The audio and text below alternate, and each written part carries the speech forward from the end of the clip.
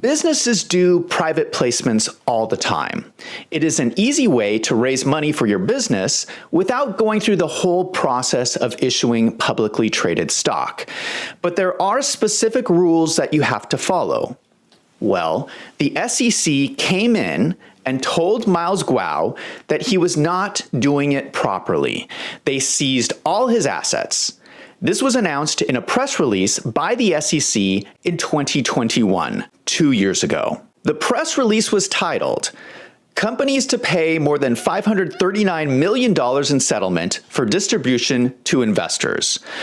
So the majority of the $1 billion in fraud that is currently being alleged today is from this one situation from 2 years ago. But this is very strange. In the press release, there is no mention that there was any fraud involved. None. Here's the main statement from the release.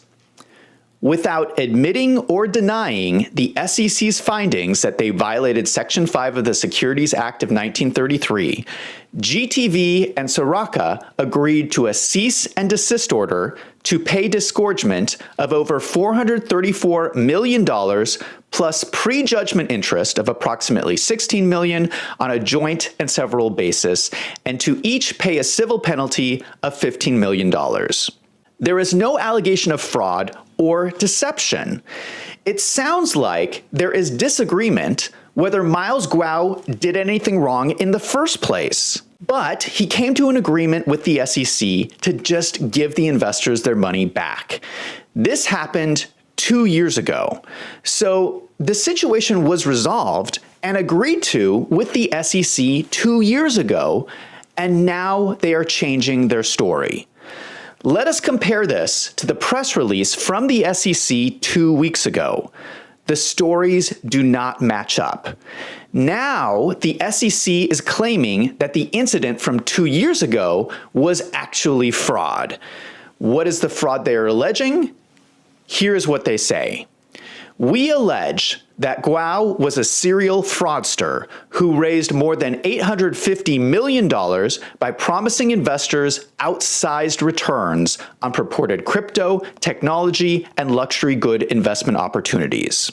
So, if I understand this correctly, they are accusing him of making false statements. They are also accusing Miles of misusing investor money and failing to register the securities with the SEC. But all these allegations are based on the supposed false statements made by Miles Guo. Let us be very specific about this. What is the false statement they are accusing him of making?